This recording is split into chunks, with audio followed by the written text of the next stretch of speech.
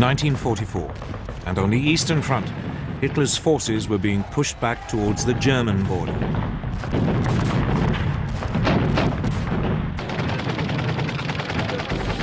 But Germany was about to face a new threat.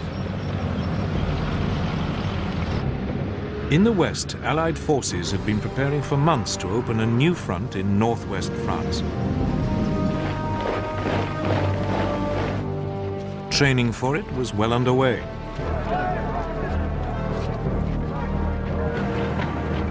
But it was an attack Hitler had long been expecting. His problem was knowing when, and above all where, it would come. The stage was set for one of the greatest battles of World War II, D-Day, the Allied landings along the Normandy coast of France.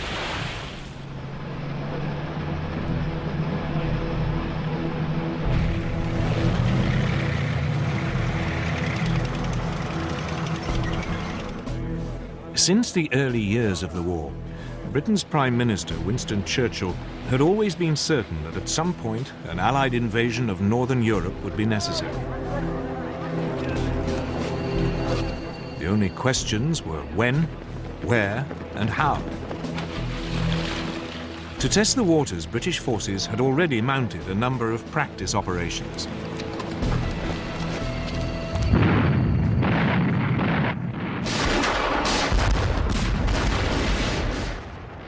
In December 1941, British commandos raided the Vargso Islands off the coast of Nazi-occupied Norway.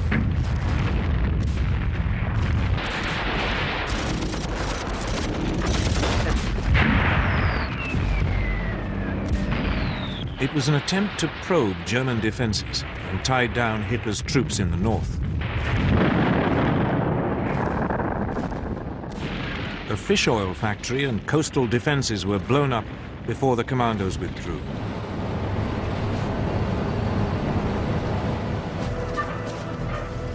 Eight months later, Canadian and British troops were sent in to mount a more ambitious raid on the French port of Dieppe. It too was designed to test the defenses and also to provide combat experience for the Canadians. But this time, it was a catastrophe.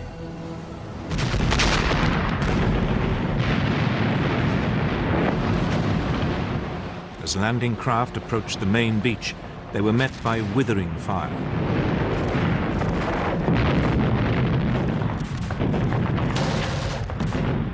Those troops that made it ashore were immediately pinned down. Behind them, the supporting tanks became bogged down in the shingle.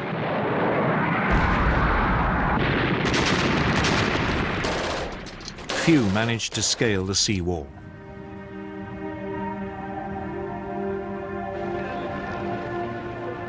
Over 3,000 Allied soldiers were killed or taken prisoner.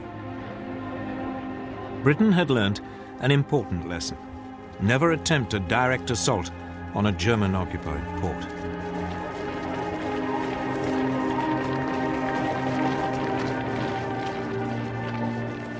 Equally importantly, the Dieppe disaster reinforced the British view that an invasion of Europe could not be rushed. Churchill understood it would require careful planning. Eventually, in April 1943, at an Allied conference in Washington, Churchill and the US President Franklin Roosevelt agreed upon a date.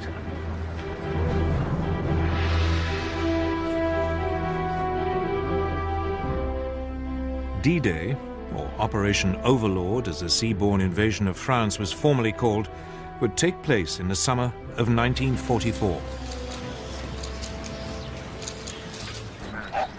But by now, the Germans were preparing for it in earnest. Since the winter of 1941, they had been building an Atlantic wall. It was a massive series of fortifications running along the European coast from Denmark to the Spanish border. Gun emplacements had been constructed at likely landing sites.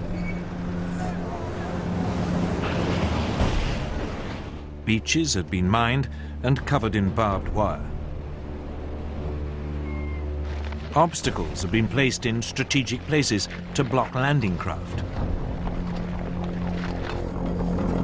Hitler had boasted, "I am the greatest builder of fortifications of all time."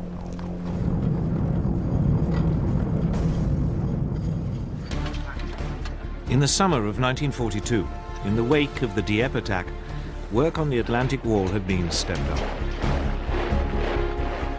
Hitler had also ordered an increase in troop numbers in the region. The German overall commander in the west, Field Marshal Gerd von Rundstedt, had been given 15 further divisions.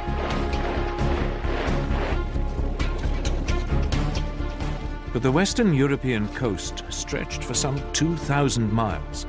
He didn't have the numbers to man the entire length.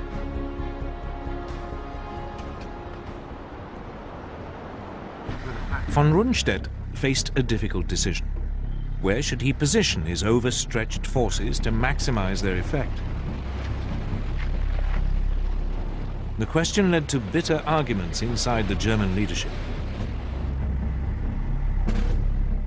Von Rundstedt proposed holding a large force of panzers in reserve northwest of Paris.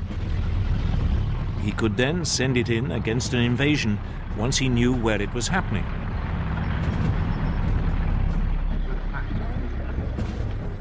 But the hugely respected Field Marshal Erwin Rommel, commander of the troops covering the sector from Holland along the French coast to the Loire, had a different view.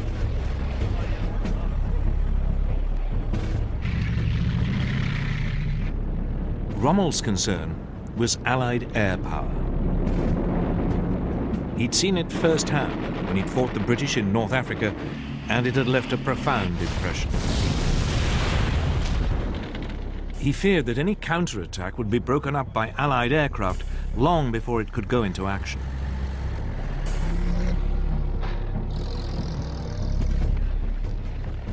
Rommel had also inspected Hitler's Atlantic Wall and found much of it wanting. It had forced him to the conclusion that the best place to position the panzers was as close as possible to the most likely landing sites. That way, an invasion could be immediately pushed back before it got a foothold. Hitler compromised. Rundstedt was given a small force he could hold in reserve, though Hitler himself would have the final say as to when it could be used. The rest of the additional troops was scattered along the entire Atlantic seaboard, in accordance with Rommel's wishes.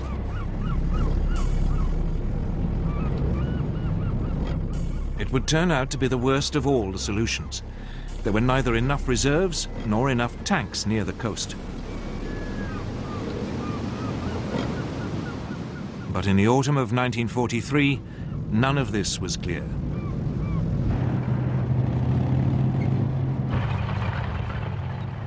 In Britain, the Allied planners were also grappling with the problem of location. Where was the best place to land? Their chief planner, General Frederick Morgan, quickly realized there were two principal options, the Pas-de-Calais and Normandy. The Pas-de-Calais was clearly the favorite. It offered the shortest sea crossing, and it offered the shortest and most direct way to Germany. But it was also the most obvious route, and Morgan was sure the Germans were expecting it. So he decided to wrong-foot them. Morgan would land in Normandy. It was the beginning of a huge gamble on which the fate of hundreds of thousands of soldiers would depend.